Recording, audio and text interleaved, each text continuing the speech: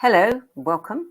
Joining me today to share the stories behind the 10 books that inspired him the most on his life journey is Gavin Andrews, who, in addition to being the managing director for HeartMath in the UK and Ireland, is also the founder of a cool initiative called WeAddHeart, which is gaining momentum around the world, and the co-founder of a beautiful audio-visual relaxation app, which I'm very much enjoying, called Syntropy States.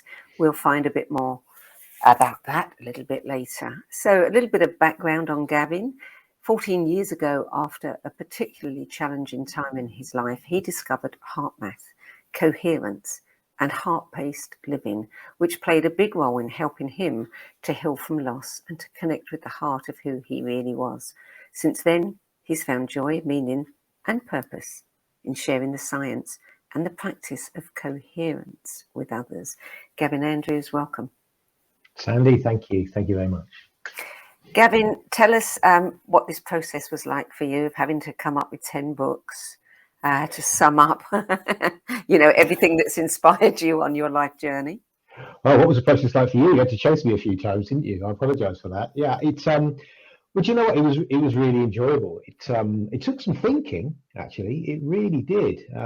Partly because I have read quite a lot. You can see a bookshelf behind me, but yeah, and then there were a lot that I'd read that I had to sort of recall and go back to and dig off the bookshelf and flick through. But that was really enjoyable, and I relearned a lot of stuff, reminded me of a lot of stuff. Some of the things that popped up were particularly useful. I'm a great believer in synchronicity, and some of the things that popped up have a particular resonance in my life with some things that are going on right now. So I'm delighted that you asked me to do it, and I apologise it took me a little while.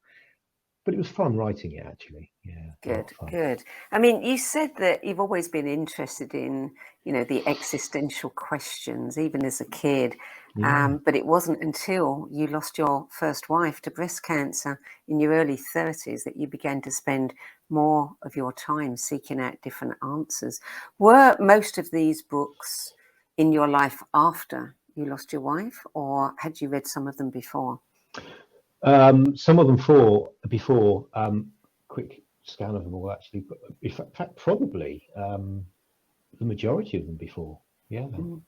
But I subsequently reread some of these around that time, or the year or two following, and they were very helpful to me. But there's a few on the list which are more recent ones as well. Yeah, but many of them I'd read before. What were you doing for a living before you lost your wife and before you discovered the road that led you to HeartMath and heart coherence? I was in the rat race. I was in the corporate world. I was working in media, which for a number of media organisations. I know your background is media as well. The last job I had actually was I worked for The Guardian, and I worked in sort of commercial side, advertising and promotion and marketing, sales, that type of stuff. And it was. It was my life. I didn't really know anything different at the time. They were a nice company to work for. There was a lot of very intelligent, smart, fun people around, but it wasn't really who I was, Sandie. And waking up as a result of losing somebody I loved was what set me on this new path. So I consider that to have been, useful in kind of creating some of the skills that maybe I use now, but that's a closed chapter, that world. And I'm probably unemployable now, actually, but I can't really see myself ever going back into the sort of mainstream world of work, the corporate world. Yeah, I think many of us are unemployable now, and that seems to follow once people do find a spiritual path. That journey of discovery. Personal discovery leads you to places that you can't go back from. Very you can't true. unknow what you know, can you? Exactly. Yeah. So let's talk about your books. And you say that they had a profound impact. They opened your heart and mind and helped you to explore your potential, purpose and passion. Well, the first one is one that comes from, you were just 7 years old. I don't know if you thought about potential and purpose and passion then, but it was Life on Earth by David Attenborough, published in 1979. Yes. So this was an interesting outcome of you asking me to do this, as I realised that there are a number of books I'd read that at the time I certainly didn't consider they were spiritual. I didn't even know what it meant. But yeah, life on Earth. As a 7-year-old, I was just addicted to the TV show, and I received the book for my Christmas present, actually, from my parents. And I just spent the next year or two just deeply engaged in this book and looking at all the pictures and reading about everything. And so, yeah, for me, it was all about just the awe and the wonder of our world and like the incredible diversity of life that we got, variety of life that we have, the miracle of it all. Like, how on earth did this all appear on a great big rock that was just devoid of all life at one point, and then there's virtually every centimeter of it now is covered with life. And so, yeah, I was just amazed by it all, and I loved the TV show. And for me, that's when I started to sort of think, well, there's got to be some sort of intelligence or purpose behind all of this. But I didn't know anything about theories of evolution and different belief systems like materialism or idealism or whatever. But yeah, I can recall thinking that like this got here for a reason. It wasn't just chance. And I think as well, probably this is where I got interested in sort of the scientific side of it as well, because obviously that's coming from a biological perspective, an evolutionary perspective, and I was interested in all of that. But really, it was about just the awe at the magnificence of this planet that we live on and the incredible diversity of all the life on it. Would you say that really kind of created a thirst in you to know an awful lot more about nature and life? And yeah, definitely. I mean, some of the other books that I was really into at that time were books on dinosaurs and things. I was really interested to know, like, okay, what came before us, and sort of some of the pre-humans and stuff. My parents also gave me this book called The Last 1 Million Years, and I was sort of flicking through this massive tome, which was this wonderful picture of the history of literally of the last million years. And I just love all of that stuff. Yeah, I just find it fascinating. So really there's a connection there, I think, with your next book, which is Jonathan Livingston's Seagull by Richard Bach, published in 1970. And you say that you read that when you were in your teens. But I mean, when you think about, Jonathan the seagull flying free, I mean, and, the vistas and everything that Jonathan experienced, I can see a parallel there between the first book and this. Yeah, there is definitely, and around a kind of consciousness, I guess, and an intelligence. And for me, that book's about an evolution of consciousness, not just about sort of biological evolution. Yes. And yeah, I read that in my teens. That was the first proper spiritual book that I ever read. And it's funny, if I read it because a friend of mine recommended it to me, who was like the least, in hindsight, least spiritual person ever. But he read this book and he said, "Oh man, you've got to read this. It's incredible." And he sort of waved the copy at me and thought, "That looks just like a crappy little pamphlet for a start, with some terrible pictures on it, because there's fairly terrible, images of seagulls." But I read it and it just instantly resonated with me. And the metaphor of the seagull who looks around him and sees kind of like the chaos and squawking of the flock, fighting each other and feeding and diving on the scraps from the fishing boat, and just sort of like really a life of survival and one with very little purpose. And I saw some parallels with the world around, and then this idea of the seagull who sees and experiences that things could be different, and then decides to not spend his time fighting everyone else for the scraps, but perfecting his flight. And dedicating all his time and energy to doing that, and actually moving away from the flock, the others, becoming a bit of an outsider, actually, and laughed at by the others. I just identified, and I thought, I think I'd be like Jonathan Livingston's seagull. Actually, this is making a bit of sense to me. And so that then set me on the path of choosing books that would enlighten me, open up my mind to different perspectives and beliefs and ideas and philosophies. And really, I think, helped me understand that a lot of the things that I believed were not really choices of mine, that they were just things that I'd assumed because I'd been told that they were correct by family, friends, society, culture, religion, whatever, and that started me on that question of, well, why? Is that really the truth? Is that the only truth? Who says? So yeah, it stuck with me. You say that in hindsight, I mean, there was an early lesson there that knowing is not the same as being or doing.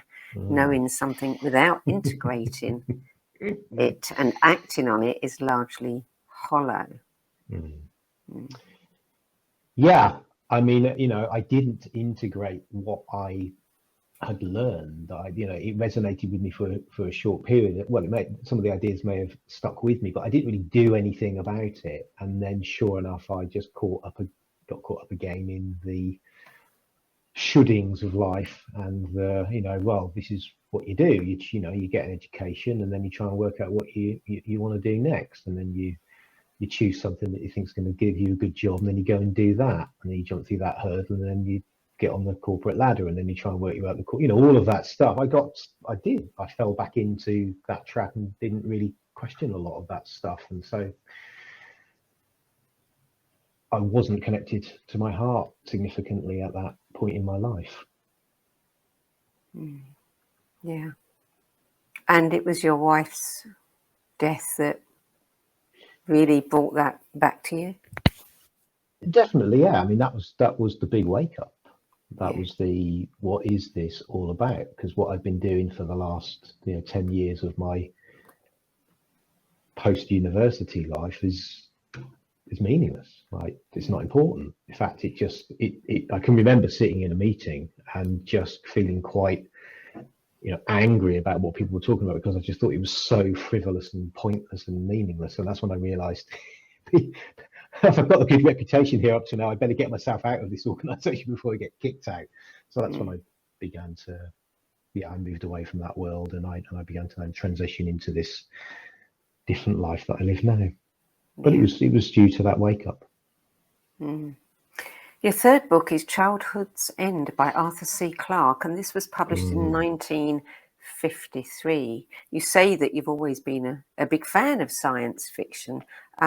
What was the fascination about this book? Well, there's definitely parallels. Again, this for me is a book about the evolution of consciousness. That's really what it's all about. It's a great science fiction novel.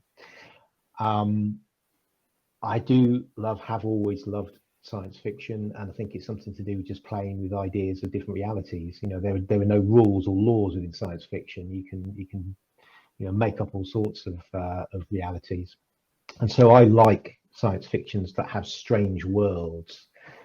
So big fan of Philip K. Dick as well, and a lot of his books.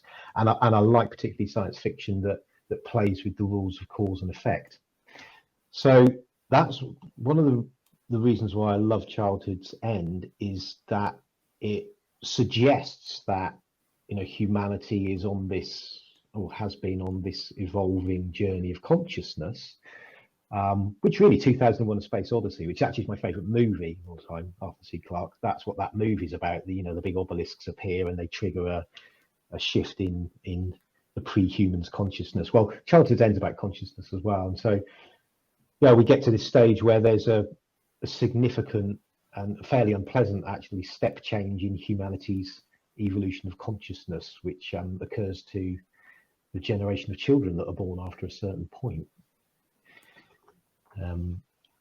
And what I love about it is, the aliens turn up, which is always great in a science fiction book or movie. But the aliens turn up and they hide themselves from us for, I think it's like 50 years or something like that. And it turns out that they hide themselves from us because actually they look like devils, they look like demons. And so they don't want to terrify the humans by A, turning up as aliens, which is pretty scary, but then B, it's like, hello, and they look like devils and demons. But the reason they look like devils and demons is actually that we have a memory from the future of their arrival.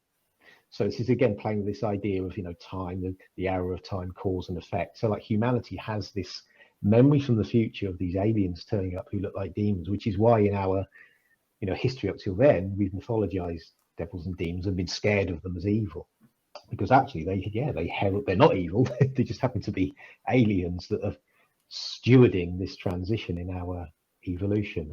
But it's it's not a very pleasant occurrence for those people who were left on the planet at the time. You say that many people view this book as dystopian, but you think it's utopian. Explain.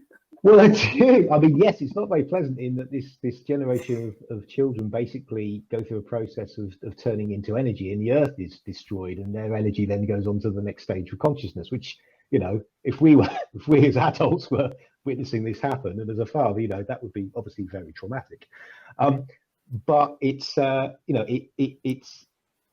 it's utopian, I think, because what it's saying is that actually, yes, there's a purpose to all of this, which we may not understand, but that it's going in a direction of order, of increased complexity, of kind of superiority, or maybe even perfection at some point. And so, yes, the passing of the human race as we may know it is not a very pleasant thing, especially for those who have to see it happen. But for the generation of children that then go on to this higher level of consciousness, that is I assume, a pleasant thing. Well, you know, I read a little bit about this, and it says that the overlords appeared suddenly over every city, intellectually, technologically, and militarily superior to humankind. Yes. Benevolent, they made few demands, unify Earth, eliminate poverty, end war with little rebellion. Humankind agreed, and a golden age began. Well, that all sounds really, really good. But then it says, but at what cost? Because with the advent of peace, man ceases to strive for creative greatness, and a malaise settles over the human race. So, you know, I mean, we all talk about wanting that golden age to begin. We want peace. We want to unify the earth and eliminate poverty. The question is, what happens when we do? You know, man's a problem-solving animal. Take away our problems and we get bored. Well, absolutely, yeah. Which is where there's then a parallel with the next books, I guess, which is Brave New World by Aldous Huxley. So same thing. Same thing. Humanity gets itself to a place where there's not any wars anymore. There's no disease. There's pleasure everywhere. You know, you can do anything you want, be anything you want. You take the Soma pills and you're always happy. No depression. But people's lives are meaningless without that part of being human. You know, part of being human is the suffering, is the sadness, is the needing to strive, is the needing to create and find solutions. So I guess, you know, we need to question what is a utopia, what's a dystopia, and what one man's utopia is another man's dystopia. Absolutely. Wasn't this also the theme of the Pixar movie WALL-E, where everybody, you know, had left the Earth and they're in these floating spaceships and they've all got cool lives and they're wearing their Hawaiian shirts and drinking their, you know, margaritas and asleep. Yes. Yeah. And that, you know, again, I think we could draw some parallels with the world that we're in now, or the way that you know, many of us choose to live our lives, and for some of the ways that we occupy our attention, the diets that we have, you know, our emotional diets, our media diets. This is the stuff that I love within the world of sci-fi, is some of these questions. I think you wrote one of Huxley's main themes is the choice between truth and happiness. That message is very important right now. We should not give the power to shape the truth to people who offer us happiness in return. Their agenda is not our happiness, it's our compliance. Something we should all be paying attention to. For sure. We've had warnings in the past from the likes of George Orwell. One of the other books that I read at the same time, all of these dystopian novels together, one that not that many people are familiar with, but Evgeny Zamyatin's We, who's a Russian sci-fi author, and you know, again, similar kind of themes to Orwell and Huxley. And I think in many ways, if you join those three novels together, there's some interesting parallels with what's going on in the world, and the belief systems that exist, and the belief systems, particularly of those in power, and how they would like the rest of us to live our lives. It's interesting how this particular novel anticipated scientific advancements in reproductive technology, sleep learning, and psychological manipulation. And if we hark back to the book we discussed before, one wonders whether, you know, they can, and, you know, these books do anticipate the future because they've been there. It's happened before, you know. Yeah. Mm. It has happened before. History is full of these types of examples, and, you know, a lot of it's not that long ago at all, actually, and we shouldn't kid ourselves that we've evolved our consciousness to the point where we're immune from that. Yeah. I do think, there are some worrying parallels with the way that many people's beliefs are being shaped and the way in which societies are being divided. I mean, actually, the Brave New World, you know, is divided between the people who live the ultra high tech life of, you know, endless happiness, and those who live outside of that, the savages, whose lives are kind of miserable and dirty and full of violence, but arguably a lot more meaning. Yeah. So we should be questioning what's going on at the moment. We should be asking questions about the agenda of the people who are telling us what we should be thinking and doing, and how we should be behaving. So. Okay, well, let's move on to number 5, which is quite different altogether. A truly groundbreaking book that radically changed our understanding of life. A book I love very much, The Biology of Belief, Unleashing the Power of Consciousness, Matter and Miracles, Bruce Lipton, published in 2005. Yes, indeed. Yes. So, I'm you know, one of the reasons I got into HeartMath to begin with is I'm a junkie for the science stuff, and if you combine science and spirituality, then that's even better for me. So I'm a nerd for the science and also the leading edge science, and, you know, what I love about this book is it's beautifully written. Although I'm into science, I'm not a one for necessarily being able to understand very dense scientific literature and stuff. So Lipton writes in a very clear way, and I love the way that he explains cell biology. I love the way he explains physics. You know, this guy is seriously bright. He's a former medical school professor and is a research scientist, and everything that he's dedicating his life to has come out of his own discoveries when he was a research scientist. So he basically realized that doctrine of, like, you know, it's all in your genes. Sorry, you know, nothing to do, forget free will, nothing to do with you or anything. It's all in your genes. Everything's mapped out for you. He realized from his own work and experiments that wasn't true, and that our genes and our DNA weren't controlling us. That what happens is that genes and DNA actually receive information, and then they respond. So they don't dictate, they receive, and then they respond. And there are many sources of the information that they respond to, and a significant source of that information is our own thoughts and feelings. So literally moment to moment, whatever we're thinking, whatever we're feeling is impacting us on that cellular level, on the level of genes and DNA. So what we're spending our time thinking and feeling and believing and perceiving will have, you know, a positive or negative impact depending on the nature of what those thoughts and feelings and beliefs are. So I think that's really empowering, because we have choice around what we think and what we feel. Yes, we do. Some people might not realize that or appreciate that, but we do. And when you do realize that, and the more you begin to exercise it, it is incredibly empowering, because then what you realize is, well, I'm impacting my health, and I'm impacting my happiness and my quality of life by being able to regulate my thoughts and my feelings. So we have control over that. Not completely, perhaps, but we have a large degree of control. So yeah, it's a wonderful book, and it's got some lovely examples. I like actually listening to this as an audio book, because I like the way that he speaks. One of the few authors probably who I've really enjoyed the audiobook version. What I took from this book, I mean, one of the things that really made me sit up and take notice was his chapters on parents as genetic engineers. And that was just a mind-blowing idea, a concept that, you know, what I'm thinking, what I'm feeling is affecting my children. on many levels. Yeah.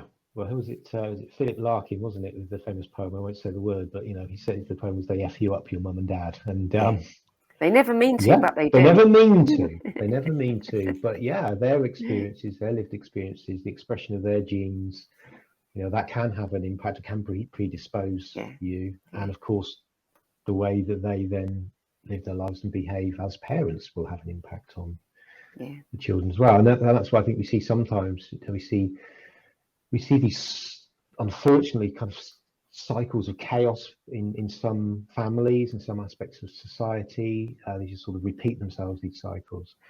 But what is empowering is that those cycles could be brought to an end. I mean, I personally know a number of people, close friends of mine, who had really quite chaotic childhoods, traumatic childhoods. And almost certainly their parents experienced that, and their parents experienced that, which is why it happened. But actually, those people now, they've broken the cycles because they are in control. They can self-regulate. They do not behave like their parents did. They don't make the choices that their parents did. And as a result, they're excellent parents. And as a result, their kids are lovely, well-adjusted kids. And so, the bigger picture then for society is that we do have choice. If we know that we have choice, we can exercise it.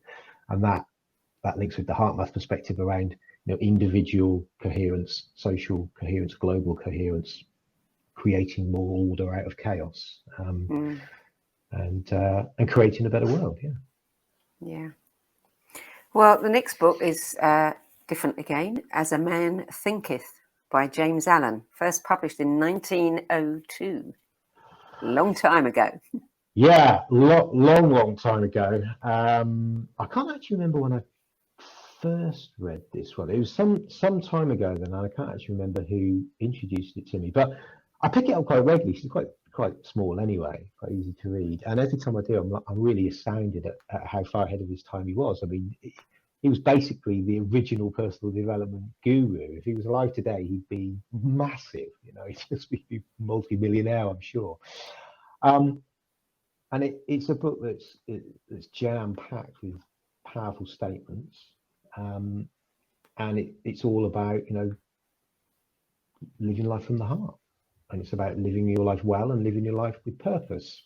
Because of where it comes from and when it comes from, some people could read it and be put off by some sort of religious or Christian overtones to it. But I don't follow faith, and that doesn't bother me at all. I think the essence of what he's saying is wonderful. It's about mental health. It's about physical health. And the physical side, I think parallels a lot of what Lipton talks about as well. So although Alan didn't understand genes and DNA and expression and all of that type of things, he wrote the book 120 years ago. He's talking about the same thing. So there's a lovely quote that I picked out, which is, "The body is a delicate and plastic instrument which responds readily to the thoughts by which it is impressed, and habits of thought will produce their own effects, good or bad, upon it." True. He just didn't know that it was about genes and DNA and emotions and biochemicals and all of that type of thing. I wonder what he did think it was due to. Didn't have the science then, did they? No. So I'm sure we have more around the spiritual side of things, for sure. Energy and consciousness. Well, book number 6 is a book that I personally like very much. Mind to Matter, The Astonishing Science of How Your Brain Creates Material Reality by Dawson Church. It's just a few years old, published in 2018. Really good book. Yeah, I love your book. This is another one that I read and I've also listened to on audiobook. I quite like Dawson's voice as well. He's So Lipton's focusing more on like the biological impact of our thoughts and our feelings, but what I like about what Church does is he extends that then out into the world and how our minds or consciousness is literally shaping our experience and the environment around us. But he does that again using science, so this is the real reason why I'm into it. So he talks about the various discoveries across epigenetics like Lipton does, but also things like wave phenomena, the physics, so electromagnetism, neuroscience, and all of these types of things. And then he brings the science stuff, he brings it to life with lovely case study examples and stories. Some of his own stories, some of stories of people that he'd known or he's worked with or whatever. And yeah, I find sometimes when I was going through this exercise, I mentioned that there was some synchronicities and some stuff popped up that I found to be useful with some things that are going on in my life at the moment. And yeah, when I read this book, there was a chapter on synchronicity. The subject was synchronicity. And I read this when Syntropy, the app, was becoming a thing in my life. Like it popped up unexpectedly. It was just something that occurred from, some conversations and some meetings and some relationships with people. But what I quickly realized as a result, actually kind of reading the book at the same time, was like, no, what's happening now is synchronistic. This is important, and I need to trust what's happening. I need to place my attention on it, but I shouldn't push too hard with all of this. I shouldn't make my mind up too quickly. Because the chapter, explains how important it is to sort of stay in flow and to sort of keep with the frequency and let things flow. So that it was really helpful to me when I was, helping to create Syntropy with my business partners.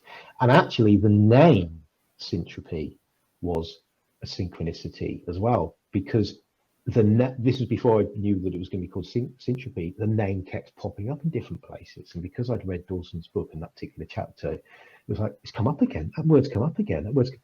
So I was researching the word and its meanings and its origins and stuff, and that's when I thought, well, this app idea that's popped up, it needs to be called Syntropy.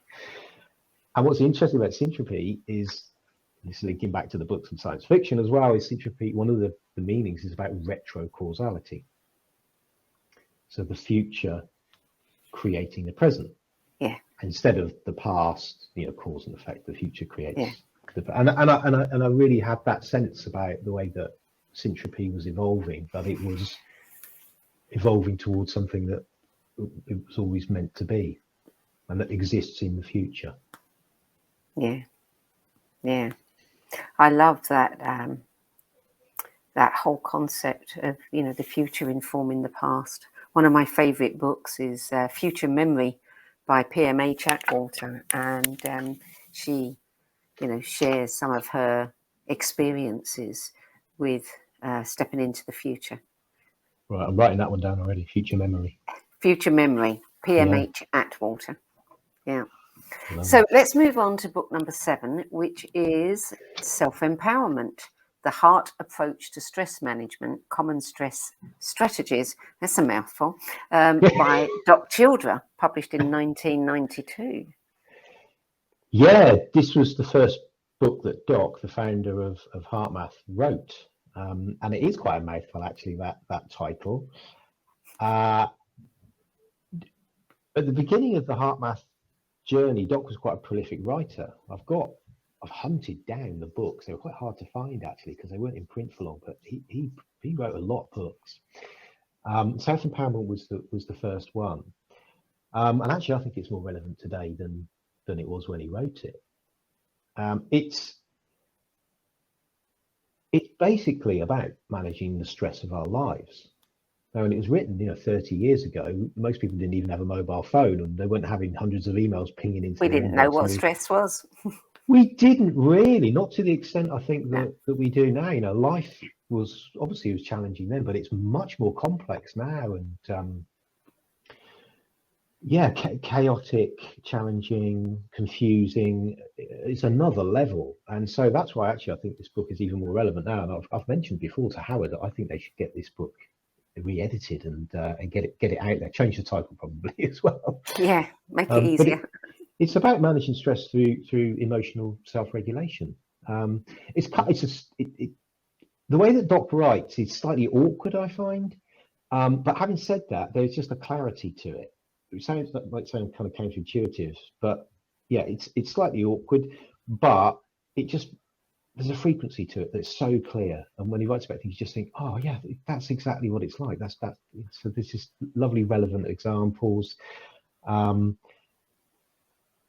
writes about emotions and the heart, obviously, as an important source of emotion, but of intelligence and of intuition and of discernment, of ways of cutting through all of this stuff that's going on and interfering with our ability to see things more clearly, and to really get to that heart connection.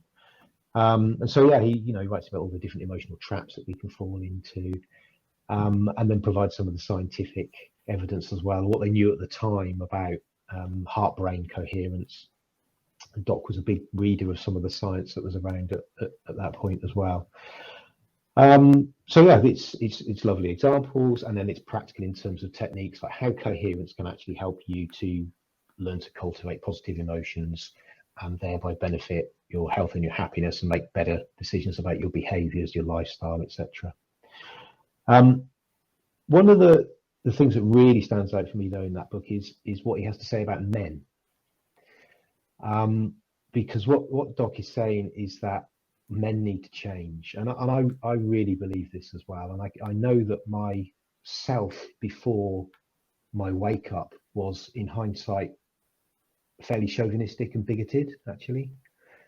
If I'm honest with myself, I don't think I was a bad person, but I had those kind of masculine traits, unfortunately. And so what Doc is saying in this book is that men need to be more open. We need to open our hearts. We need to be more sensitive. We need to be more nurturing. We need some of those more what you might traditionally call feminine qualities, but that the world we've created by being the worst excesses of men, male behaviors, competing, dominating, often subjugating or crushing your position, and just accruing power and wealth and all of that type of thing. That really is why we're in the mess that we're in right now. That really is, I think, what is trying to cling on to power right now, because it's crumbling, and it's the last ditch attempt to subjugate and sustain that power. Yeah. And so, yeah, Doc's talking about needing to change our operating systems. And I know that since I started practicing HeartMath techniques, that I've connected more with my heart, and I am a better and happier person because of it. Yeah. Just, it makes me wonder, do you have any statistics on, whether male and female use of HeartMath? I don't have statistics, but I can tell you that anecdotally, it is still more female users than male. Yeah, I think if you compared HeartMath to another modality, I think you'd find that we did have a higher percentage of male users than others, perhaps because of the technology, definitely. But it is still more of a female audience, I think, that we have than male, and that's something that as an organization we need to think about. How do we go about connecting with men, and more men, and helping them understand that actually there's a different way of being that can still lead to high performance. Yes. Well, it's the women, I think, it's the women of the men, that can usually persuade them to try something different. Yeah, often. Yeah. Okay, so the next book is another one that I like very much because of the science, by a man who worked on the US government's top secret psychic espionage program known as Stargate. Indeed. So you got to sit up and listen to Dean Ladin, who wrote Real Magic, Ancient Wisdom, Modern Science, and a Guide to the Secret Power of the Universe. Yeah. What a great title. It is, isn't it? It's awesome. I want some of that. Exactly. Why wouldn't you? Yeah. So the first book of his that I read was Entangled Minds, which I absolutely loved. So then, when Real Magic came out, I obviously had to buy that and read it. And so basically, it is about real magic. And so what Ladin does, and he's a great writer and storyteller as well, is he blends all of the history of what we might call magic with scientific research. And so the research into areas like telepathy and telekinesis and precognition and clairsentience, all of that type of stuff that your ardent materialist and reductionist is just going to turn their nose up at or laugh at or run away from, but of which there is a serious body of research, statistically significant. And so, yeah, you know, Redding writes all about this. He writes with humour, which I always enjoy in these types of books as well. And what's very cool is he's actually got sections in there about how we can activate real magic for our own benefit and our own lives. So things like, you know, how meditation and practices like HeartMath and coherence, any of those types of techniques that basically enable you to go in and quieten things down and then open yourself up to other information that's available out there. You know, techniques of things like affirmations, repeated affirmations on the intention work, absolutely. And then, yeah, you know, the remote viewing, obviously you've got a bit of a history with that type of thing as well. So yeah, that's what I like about it, is he brings it down into the, hey, look, you can do some of this stuff yourself. Just need to be dedicated to it. But there's, you know, some of the stuff that he includes is very cool, and what I really enjoy, some of the case studies about the people that he purports to have had, you know, incredible abilities, people who could do absolutely amazing and astonishing things. And, you know, there are clearly people in the world now and historically who could do things that most people cannot. And, you know, those are things that defy the version of reality that materialists hold to be true, and that's why they dismiss them. And so, yeah, you know, things like levitation, manifestation, or whatever, they're certainly not commonplace. But some magic skills are more commonplace, I think, actually, and we see them a lot of the time. So the things like synchronicities, and knowing things that you shouldn't know, all of the research about being stared at, all of that type of stuff. Somehow knowing what somebody else is thinking and feeling, somehow knowing what's going to happen next. These are examples of real magic. And so whilst people who can do astonishing things might be very, very rare, there's a bell curve of distribution with all these things, isn't there? There are a lot of people who can do experience them, might not even realize they're experiencing them, but we can all nurture our ability to do that. So a lot of people dismiss their gifts. Well, they do. They don't follow their intuition, and then they wish they had, you know. And I wish I'd listened to my heart. You hear people say it all the time. And I know people who've healed themselves from terminal diseases, and their medical professionals don't know how. You know, just like, wow, okay, amazing. We don't understand it. Move on. Real magic. But it's real magic, and those people who've done it, they are people who've dedicated themselves absolutely to these types of practices and techniques, and the power of their belief, their intention. Yeah, lifestyle changes as well, but they have cured themselves of terminal diagnoses. And so, yeah, it's amazing. It's a great book and full of all of the science and research as well. Yeah. And again, we're pivoting because the next book is quite different. It's Man's Search for Meaning by Viktor Frankl. I cannot tell you how many times this book's come up. You know, there are a number of books that come up again and again, but this one is quite high on the list, and it obviously is a book that really leaves its mark on people.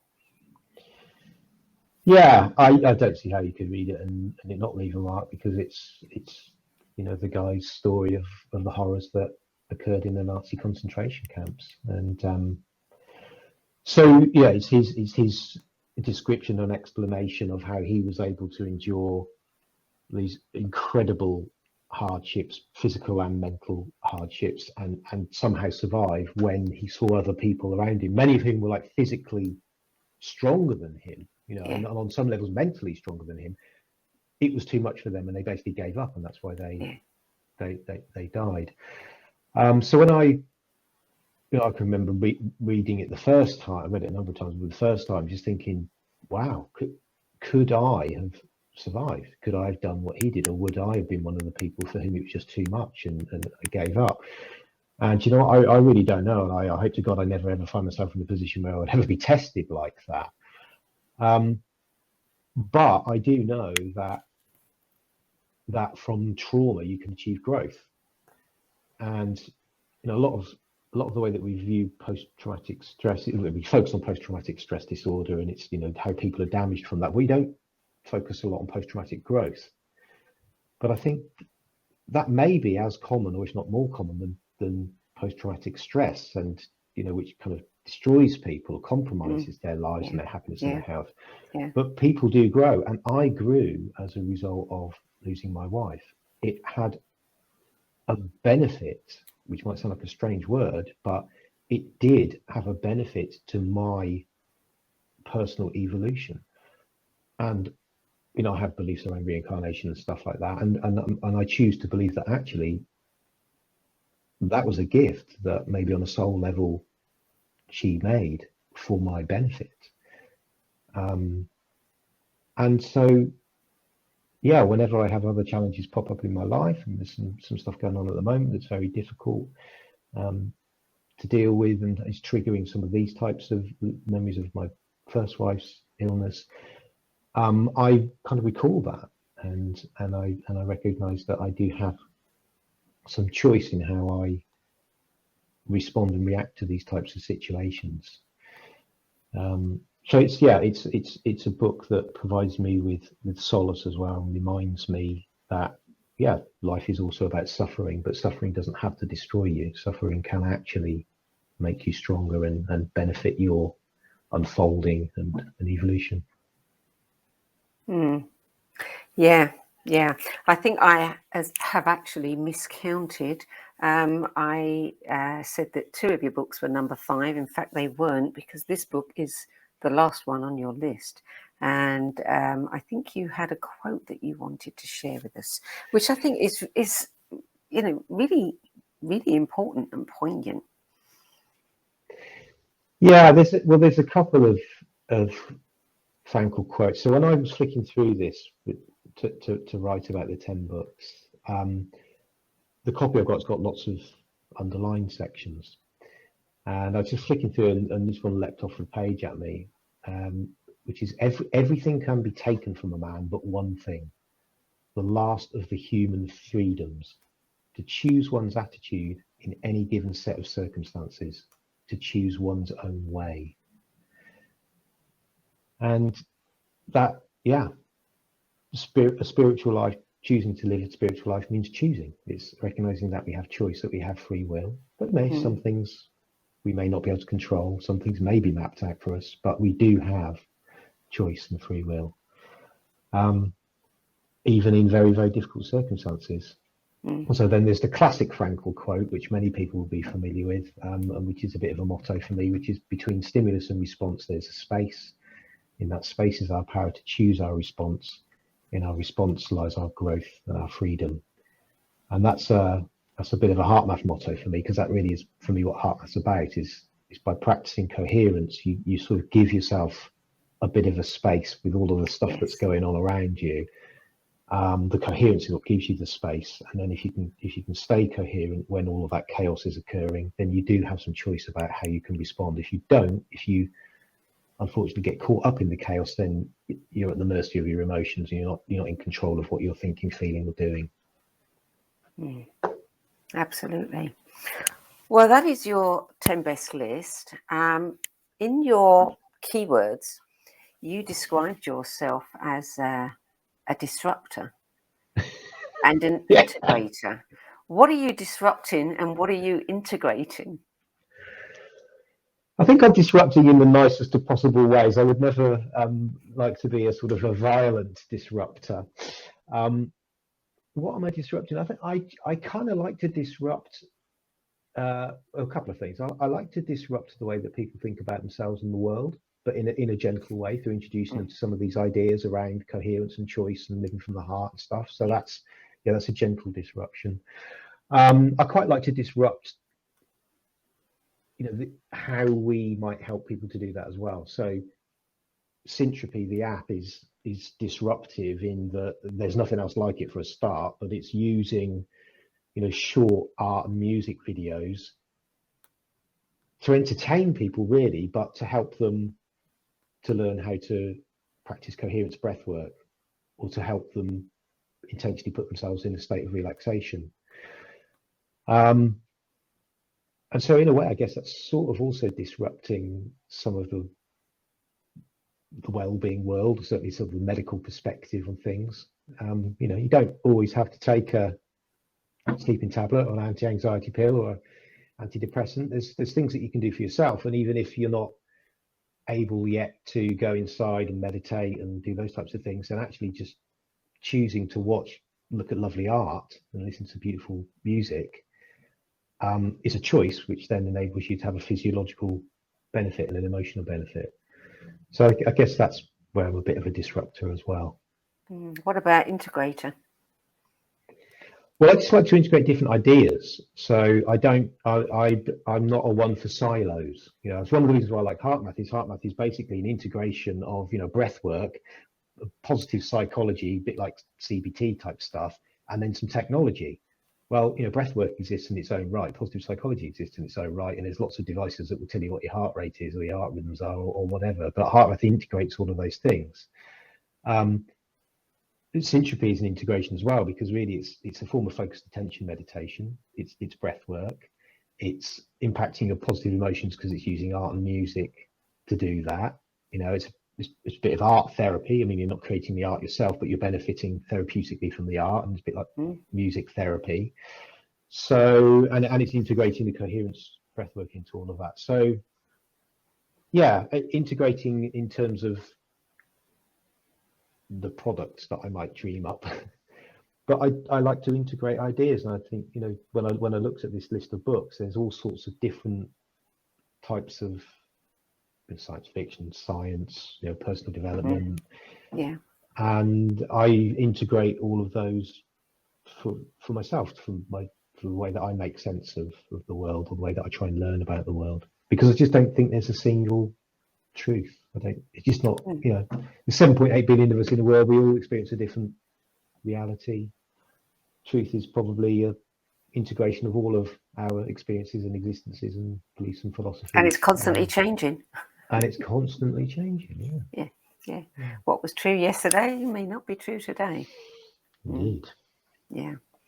So tell me about WeAddHeart. What is this?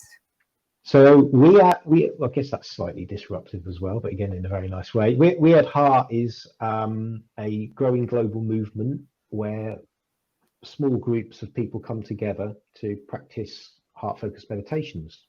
So it's coherence techniques. It's not badged as a HeartMath thing. It's a separate entity, but we're using broadly HeartMath techniques. But the idea is that it's just a way for people to come together in small groups. At the moment, it's HeartMath coaches who are facilitating these groups. So they're reaching out to their friends and their family. Some of them. But anyone could start a group or join a group. Not at the moment, but that's actually in my vision, is that we'll roll out, because we don't have loads of resources, we'll roll it out in a way that we can manage it to the HeartMath trained community. So we started with UK and Ireland, and then we've got some of the Greek coaches, German coaches, Dutch coaches, French coaches. The US are now coming on board. They like what we've been doing, and we're working out how to onboard some of their coaches. So it will be growing more and more rapidly. But my vision, which I of course need to talk to my friends in HeartMath about, is how we might make this something that anybody actually could facilitate with some help and some training. But it is actually very, very simple, and we provide we provide a script. If people, we don't have to read it word for word, but we make it so simple for people. We give them lovely branding and materials and how they email or stick it on their Facebook pages and stuff like that. So as long as someone's got the passion and enthusiasm, theoretically they could. We're not there yet, but that is my vision, that's how we would grow it to be a very big global movement. And the idea behind the small groups is that people can get involved. It's not difficult for them. It's not intimidating. You don't have to sit in a meditation with thousands of other people, so it could be more intimate.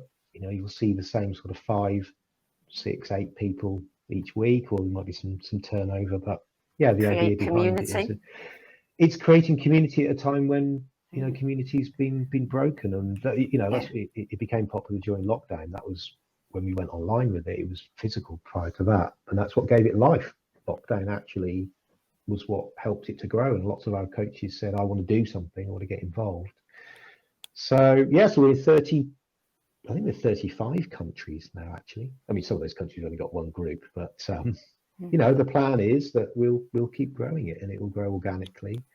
We don't want to mess with it, don't want to make it complicated. It is about coming together once a month, sitting in a Zoom room with a few other people and practicing some really simple heart-focused meditations and sending love, care, appreciation, gratitude out into the world. Something very simple, very much needed. Yeah, I think so. Yeah. I should have put simple in those descriptions of myself as well. I'm a big believer in simplicity. Okay, so tell me now, what are you reading at the moment? What's piquing your interest? Well, do you know, what am I going to be reading?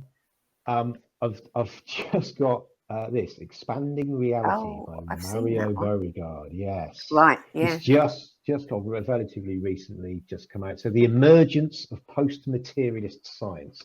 It's probably pretty clear that I'm a post-materialist and an idealist. So that's what I'm intending on reading. I'm also I've been flicking through for quite some time.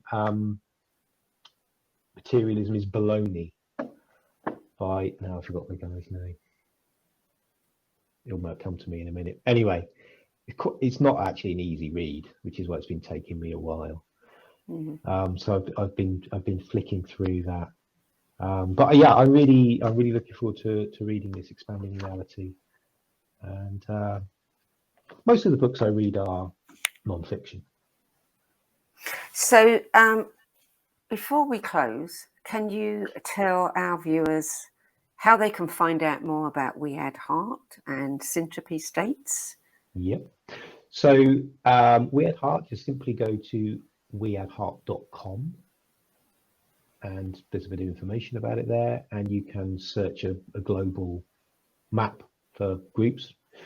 So you don't have to join a group that's near you. I mean, lots of people intentionally search the map to find a group that's over the other side of the world. That's another nice thing about doing this online. So yeah, welcome to join any group that you like. So that's weaddheart.com. Syntropy, you could either go to syntropystates.com. So that's the website, which explains what the app's about. There's a little video there and stuff, and it explains more broadly who we are and what we do and what our vision is, etc. Or you can actually trial the app for free for 7 days. So if you just go to the Apple or Google app stores and search for Syntropy, Syntropy, Syntropy, then you can experience it. And then, so basically the idea is it's already got like a library of different videos, beautiful art and music. And what we do is every week we launch a new video. And it's either a coherence breathwork video, or also what we call a relaxed video, which is more abstract art. So every week you get a new video. It's our artwork up to the end of February, but then from the beginning of March, we're working with new emerging artists. And we've got a really exciting launch where we're going to be releasing a video every day for that week. And then going on, there'll be artists from all over the world, all sorts of different types of art, all sorts of different types of music, but it will always be videos either for breath work or relaxation, general meditation that you can use them for. And you are open to receiving emails from people, artists and musicians who might like to absolutely work. We have an open call anyway, and we've already signed up the first 14 artists that we're working with. We're about to onboard the second cohort as well, but we're very interested in hearing from artists and or musicians who like what we're doing and would like to be involved as well. So there's that's open invitation. Best thing to do there is to email me at actually just use my HeartMath email address, gandrews at heartmath.co.uk, or jump on the Syntropy website and there's a link through where you can send us an email as well. Yeah, well, I'm not getting paid for this, folks, but I do enjoy this app. When my iWatch taps me and says, "Hey, it's time to take a little break." I'm glad you set up that. Yeah. Oh, cool. Wonderful. Yeah, it is. I mean, it doesn't take long, and it just gives you those moments where you can just decompress, which is really important if you live a stressful life.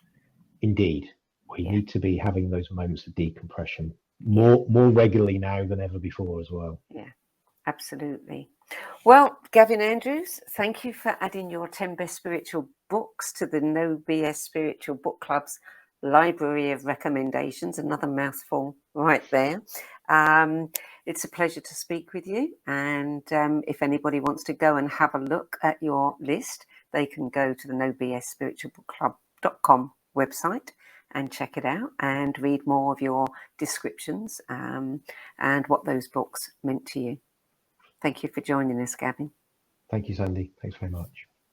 And so, as the spiritual book market becomes increasingly crowded, it is becoming more challenging to sort the wheat from the chaff, which is why we launched the No BS Spiritual Book Club.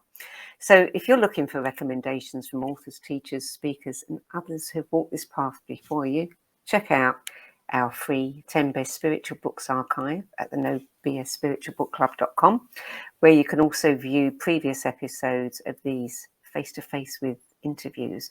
And if you want to save your space at future events episodes each week, sign up using our Save My Space form on the video webpage. And while you're there, checking out what we have to offer, if you feel you have a book in you, but don't know how to start getting it out of your head and into your hands, click on the Work With Me tab and find out how my experience helping others tell their stories might be just what you've been looking for. That brings us to the end of this week's show, which will also be available on all the major podcast platforms as well as YouTube. I'm Sandie Sedgbeer, and I'll be back next week with another 10 Best Spiritual Books interview. Till then, it's goodbye from me.